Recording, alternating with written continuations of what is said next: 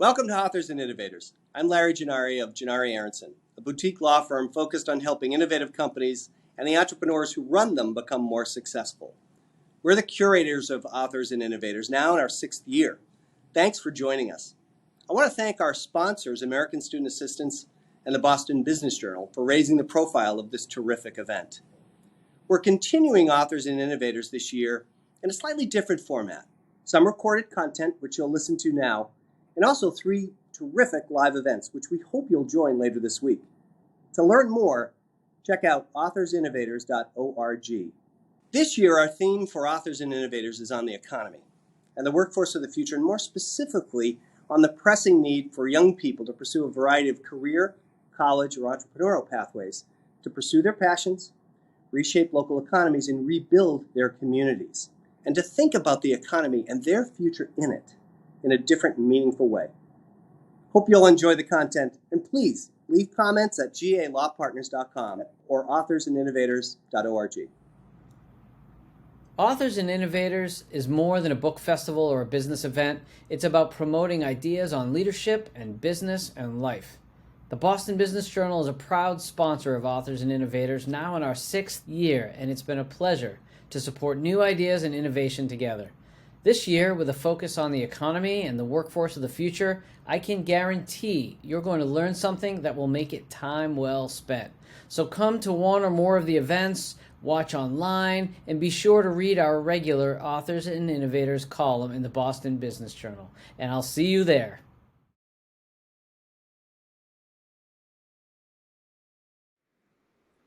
Welcome to Authors and Innovators. I'm Larry Gennari, and I am delighted that we are joined today by Alex Amouyel. And she has written a really compelling book, The Answer Is You, a guidebook to creating a life full of impact. And given our theme of helping people think about mission, purpose, and being a change maker, I can't think of a better author to have a conversation with today. So Alex, tell us a bit more about you. You are the founding executive director of Solve at MIT, which is a position that you've taken after being a change maker at the Clinton Global Initiative, Save the Children, and other mission-driven organizations. Tell us a little bit about Solve and what you're doing there.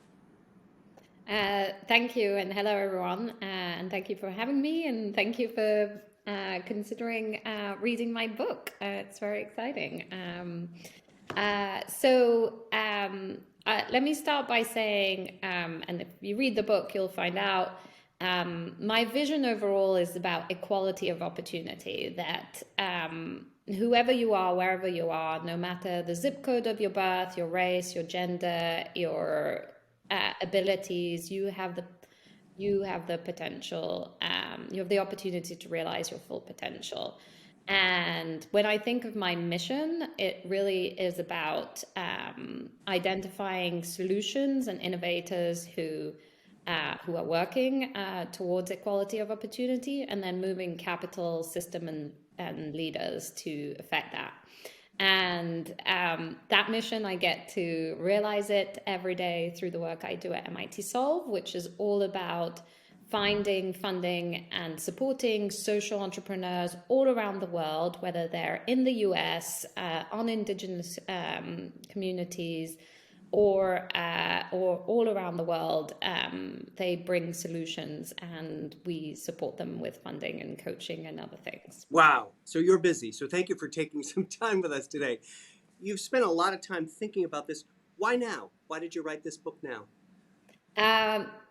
People ask me all the time how they can have an impact in their lives, and it really depends who it is, but it can be students who are just about to graduate. It could be our interns who are coming to work for MIT Solve and are thinking about how they start their career. It can be people in the middle, lawyers who are in the middle of their careers, or people who are near retirement. And I've seen this time and time again, and it's perhaps very obvious. People want to live lives of purpose. They want to do things that positively impact the world.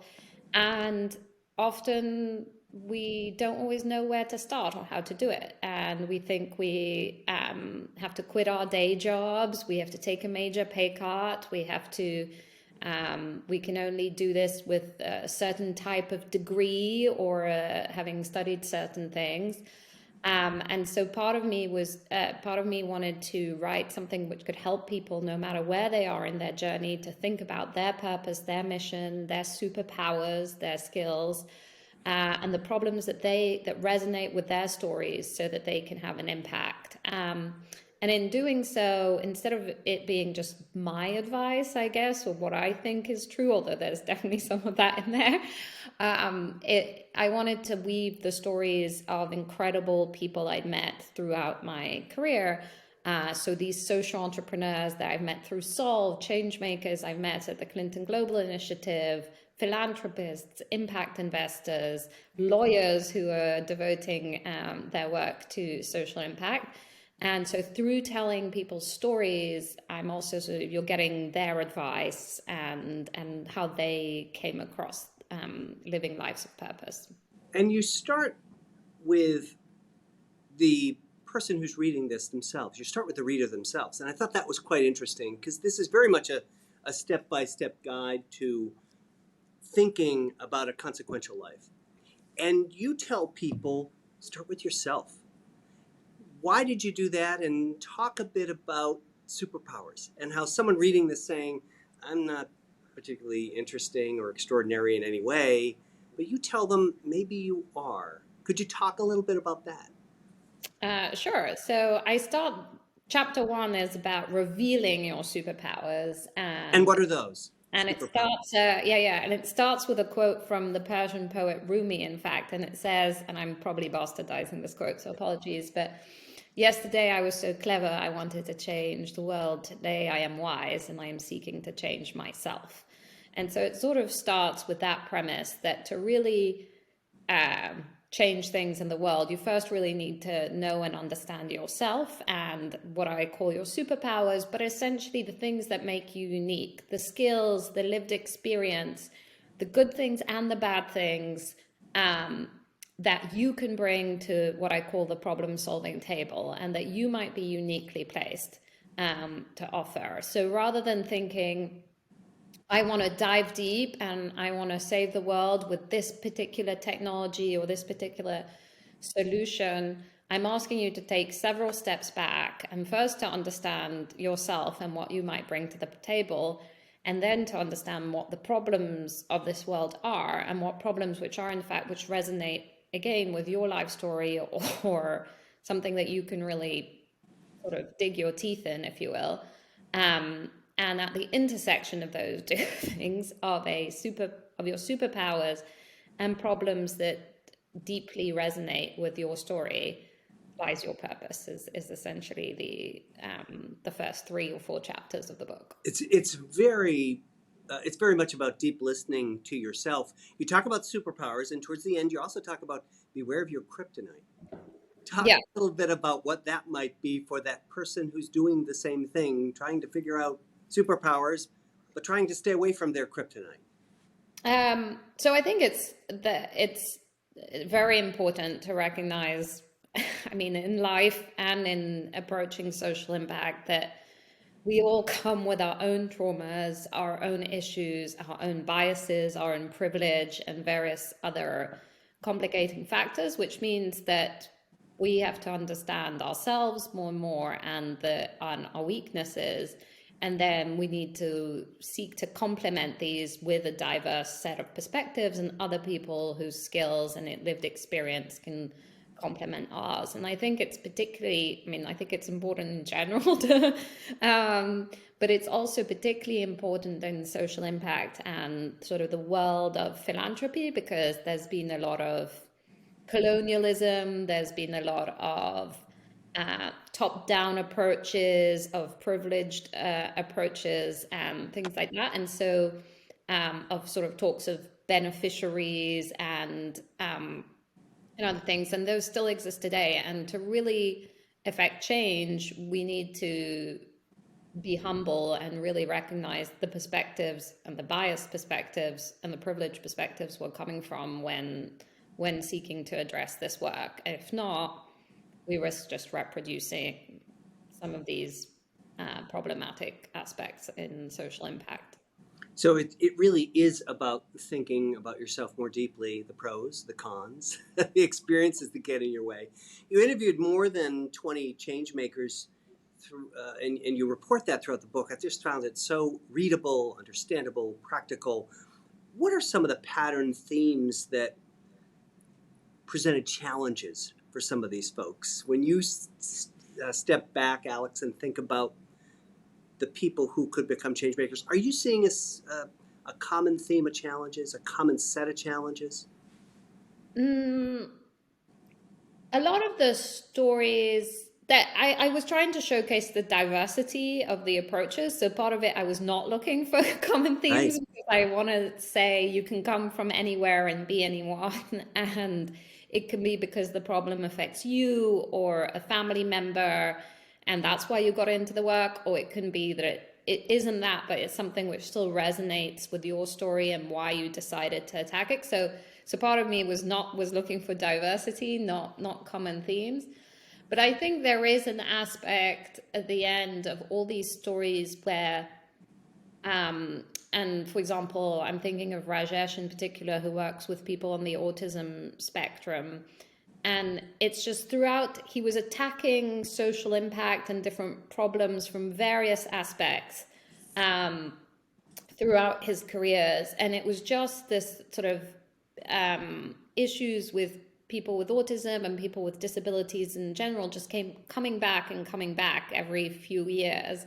And at some point it's like nobody's going to go and do this and fix it, or I've tried lots of other ways of approaching this and finally I need to go and do it, so I'm going to go and do it. And so I think that that's a story that's prevalent, and I think it's good as well to not say, this is not a book which is about everybody needs to quit their job and Right. become a tech entrepreneur to save the world, right? There's definitely a role for technology, there's a role for entrepreneurship, there's a role for innovation, but it is also about recognizing what works, who's already doing what, seeing that through.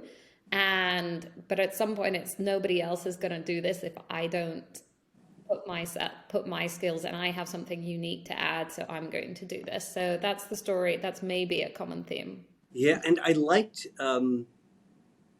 your persistence in optimism. What you're saying to folks who are reading this book is you can be hopeful about this, but you've said a couple of times, and you say in the book, I think this is a terrific chapter, you don't have to quit your job to do this. Can you speak to folks who might be thinking, boy, I'd love to be able to commit full time, and if I can't do that, I just have to work in my particular profession until I can afford to do something. But you tell them that's not necessarily true. I mean, so first of all, I want to say that, it's, I think most of the people who are going to be reading this book do have the privilege to choose what they do with their working hours in various ways. That's not the case there are billions of people still in this world who live under $2 a day, don't accumulating 2 or 3 jobs, and may not have the choice. But I think that I think for those of us who do, at least to some extent, the way to go about this, and this is chapter 5, is about starting with 10%. And I say start with 10% of your time and 10% of your money. And that can be starting a side gig, volunteering, that can be thinking about what money you give to charities, what money you invest in sort of impact investments. And I talk about that as well. What are your purchasing decisions? And really starting with 10% should be like an achievable aim and an achievable goal. And then as you go hopefully you're increasing that slice and that slice. And there's in fact Isis, who's a lawyer, who did start like that. She sort of started volunteering with social entrepreneurs while she was doing a number of other things. And then when she finally decided to make a change, one of the jobs she has now, which is the executive director of the Lex Mundi Pro Bono Foundation, really there, it was all her volunteering experience with social entrepreneurs that really sort of made the difference and really mattered, because she'd been doing this, she'd be basically volunteering and consulting on the side, and this was the job to lead an organization where it's about pro bono lawyers supporting nonprofits and social entrepreneurs. And so suddenly that volunteering experience really came together. But there's lots of other examples of people who started small and then that expanded, and it's okay if it doesn't. If 10%, 20% of your time and money is dedicated to impact, that's already better than zero. Starts with a mindset, and for folks who are out there listening to us, CEOs, entrepreneurs, students, it starts with you. And so I want to thank Alex again for joining us. Please pick up The Answer Is You, a guidebook to creating a life full of impact at your favorite independent bookstore. Thank you again for joining us, Alex. Thank you. Thank you so much.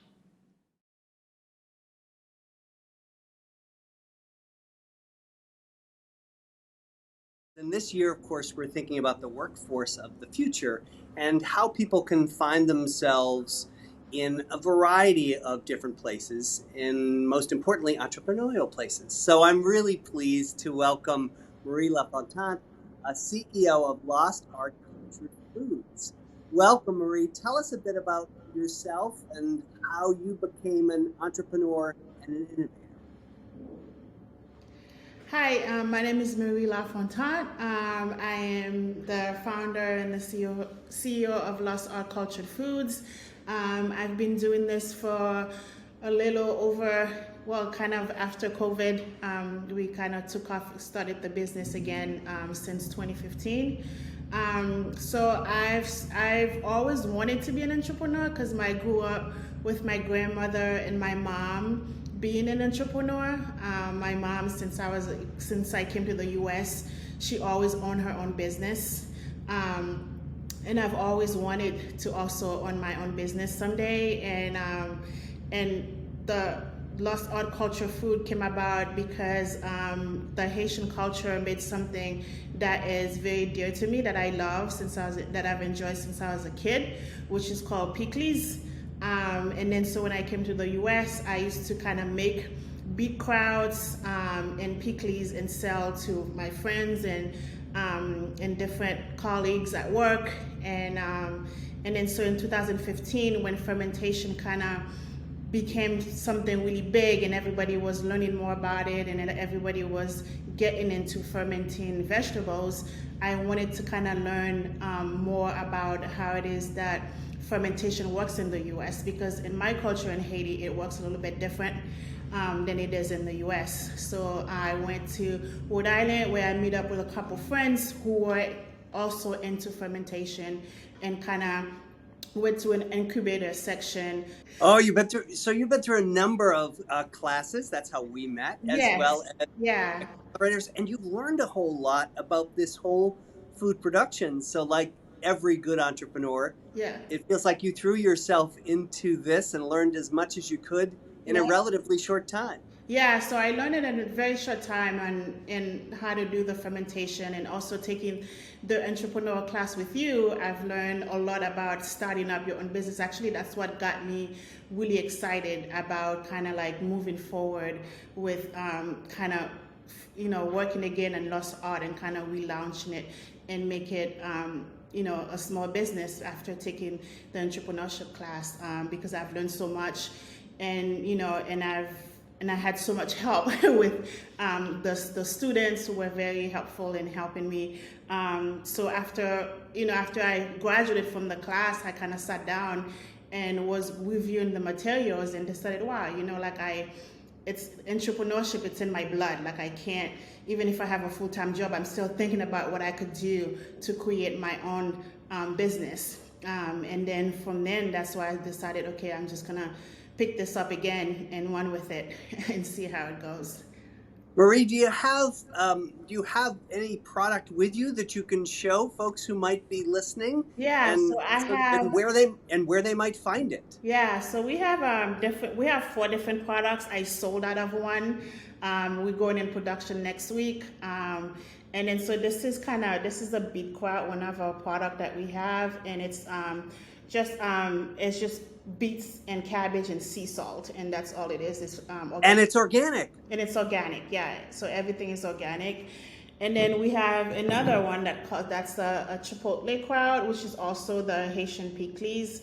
And again, it's organic cabbage, organic carrots, and organic onions. Everything is organic. Even the spices are all organics. And we also have just your original sauerkraut with just carrot seeds and cabbage. So that we have 4 different products. We are now working on a mango fermentation. Wow. So we were gonna do a fruit one. So we're kind of testing that out to see how the recipe goes. And we have a website. People could go to www.lostartculturefoods.com and they could order it online. And they can pick it up in some stores locally as well. Yeah, they could pick it up at some local stores, at Whole Foods. We are different selective Whole Foods around Massachusetts. We also had Foodies in the South End. We also at Boston Organics. They could, if people order from Boston Organics, we are there also. And in Cambridge Naturals, people live in Cambridge. We're also in Cambridge Naturals. So. Wonderful. I'm so excited for the future. I want everyone to know Marie is just such an inspiring and an inspired innovator, and I want to thank her for joining us. Yeah, thank you for having me. Marie Lafontant, CEO, founder of Lost Art Cultured Foods. Learn more at lostartculturedfoods.com. Yes. Thank you.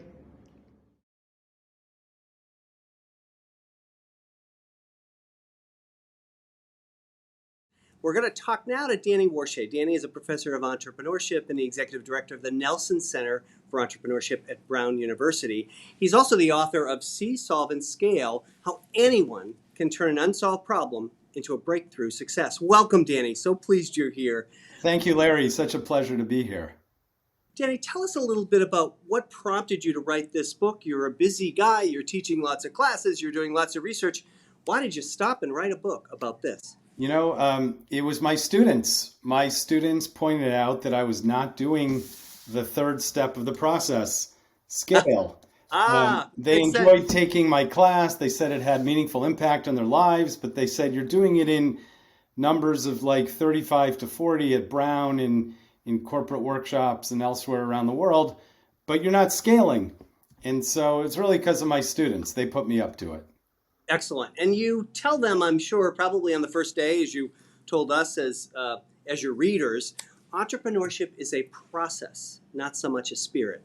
Talk about that a little bit, because it is a mindset when you sit down to read this and when you sit down to think about these kind of problems. Yeah, that came about when I was asked 17 years ago by a beloved professor of mine at Brown to come teach entrepreneurship. And I had to think, what does it mean to teach entrepreneurship in a place that doesn't have a business school?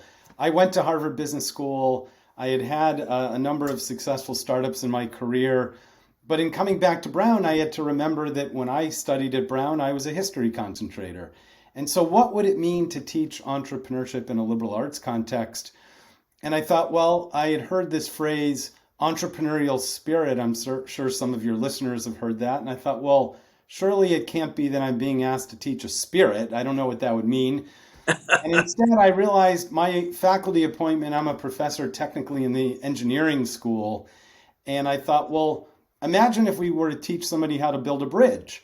We wouldn't say, just go out there and have the bridge building spirit. Throw up a bridge, and if it crashes down to earth and it doesn't hold the trucks and the cars, then just go out there and have more spirit. I thought no one would trust us to teach anything. And I realized in engineering, if you're teaching somebody how to build a bridge, there's a beginning, a middle, and an end. All bridge building follows some principles that you can distill, even though there's lots of room for variation in one bridge to another. And I thought similarly in entrepreneurship, it can be a process for solving problems, and we can distill some common elements of that process from any venture that we've built, still with lots of room for variation among different ventures. And that's where the See, Solve, Scale method came from. And it fits really well in a liberal arts environment because it attracts people who ordinarily might not be attracted to entrepreneurship if it were pigeonholed as It's just a business course, right? Right. As just And a nothing business, wrong with business. It's just not right? only that. Right. And I liked how you built that around sort of the C process. So you talk about. I want to go quickly through the steps so people understand. There's so much rich text you've got to read, but the C step, you're telling people to really think about what the problem is that they're going to solve. And what I liked about uh, See, Solve, and Scale is you're talking to people who might be tech entrepreneurs, social entrepreneurs. You're talking to heads of nonprofits. It's all the same, isn't it? It is. In fact, I don't label any of those differently. I don't call it social entrepreneurship. I don't call it tech entrepreneurship. I don't call it big company entrepreneurship when I'm working with big companies or governments or nonprofits. It's all entrepreneurship because it's all about solving problems. And the first step in the process better be finding and validating that problem. Otherwise, I warn you against being what I call a solution in search of a problem. Right. And that's a very dangerous and expensive place to be. Someone reading this who might want to be figuring out, well, I kind of know what problem I want to solve. How do I iterate from there to figure out whether or not I can actually solve it and who do I need to help solve it? Well, first of all, the reason I say find and validate an unmet need or the problem is that you might know what you think a problem is, and yet I teach you some anthropological and empathetic approaches that actually I learned in probably the least entrepreneurial place I've ever been, in brand management at Procter & Gamble. And so I recommend spending a disproportionate amount of your time focused on that first C stage, where you are figuring out what problem to solve. Albert Einstein is credited with a great quote. He said, "If I had an hour to solve a problem and my life depended on it, I would spend the first 55 minutes defining the problem, and then the rest of the process to solve it will go smoothly." And it's similar in terms of the weight to this See-Solve Scale approach. But once you do find and validate an unmet need, figure out what problem you want to solve, I love the word that you picked up on from the second step, solve, iterative. And too often, especially in big companies or governments or big organizations, people leap from, okay, I know what the problem is, now let's go scale the very first idea they have for solving it. And instead, I teach in my teaching and also in this second stage of solve to iterate and to be very tolerant of initial failure. And so you don't layer lots of resources onto your first or even third or fourth iteration. You have to be very tolerant of the process that it'll take a little while to get right. And only then, once you've really proven that it's a solution that's worth scaling, do you move to the third step, which is scale? Because the approach I have in entrepreneurship is to teach you how to have big and long-term impact. And so even, small companies, small businesses, we need them, but that's not what I consider entrepreneurship. I consider it entrepreneurship if you're having long-term impact at scale. And we're not born knowing how to do that. I share an exercise in the scale step called the landscape exercise that I credit one of my colleagues, Bob Johnston, with formulating, and I've adapted it to this approach of entrepreneurship, and it helps you to think and envision a long-term solution that has big impact. I think that I really enjoyed the part of the book where you talk about the benefits of scarce resources and also the burdens of abundant resources. In keeping in mind all of these three steps, can you really help us understand what I think was really part of the core of the book, the one that I really took away, this concept of ikigai, this Japanese word that is so important and so evocative. What did you mean when you used it? Why did you use it? Yeah, you can do all of the steps that I teach in the classroom and that I've shared in this book. I also narrate the audiobook, so even in the audiobook. But in my experience, you will not be successful unless you do things that adhere to the four elements of this Japanese word, which I love, called ikigai. The definition of ikigai in Japanese is living a life with meaning or with purpose. Wonderful. Ikigai means doing something that you are really good at, doing something that you really love, do something that's going to add meaningful impact on the world, and doing something that's going to pay you fairly for the value that you add. And in fact, I share some examples in the book. The book is, as you know, filled with stories of my students and other people who've used this process. And one of the stories I tell is of a really very capable would-be entrepreneur who was doing his startup as an academic exercise, and he lacked ikigai. It was something he was good at, but it was not something he loved. It was not something that was going to have meaningful impact on the world. And so often I find in whatever walk of life, whether people are pursuing a startup or not, if they're not happy, if they're not satisfied, one of those things in the ikigai quadrant is off. It's not something that they're really good at, or it's not something they love doing, or it's not something that's adding meaningful purpose to the world, or it might be something that's not paying them fairly. And I think that's a good guide for anybody in any profession, and it's absolutely necessary for any would-be entrepreneur to be successful. I love that part of the book. It reminds me of that wonderful Frederick Buechner quote, "Where does your great joy meet the world's great need?" Or even the wonderful and late Howard Thurman, who told all of us to listen for the sound of the genuine in all of us. So this is genuinely a great book, and I want to make sure that folks pick it up. Danny Warshay, thank you so much. And for folks who are listening to Authors and Innovators, please pick up See Solve and Scale at your independent bookstore. It's now both in hardcover and also audio, Danny, right? So they can pick that up. And I know from personal experience, Danny is so generous with his thoughts, observations, and time.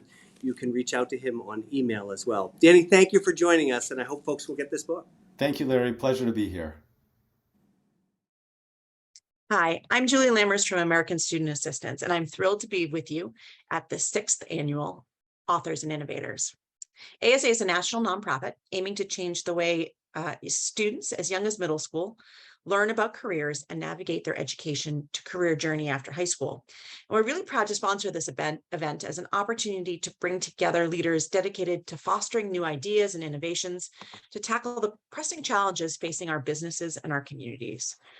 We're particularly excited about the great lineup of authors and innovators this year focused on the economy and the future of work. Because at ASA, we believe there's no one-size-fits-all path to success for students. And so we work every day to help young people find their path, one linked to their interest, dreams, and skills, whether that be college or career or maybe an entrepreneurship experience. Through this work, we hope to set young people on a path to career success that will help them pursue their passions and simultaneously build a strong workforce pipeline that can shape our economies and rebuild our communities. If you're interested in learning more about ASA, you can find us at www.asa.org. And we thank you very much for joining us at Authors and Innovators today.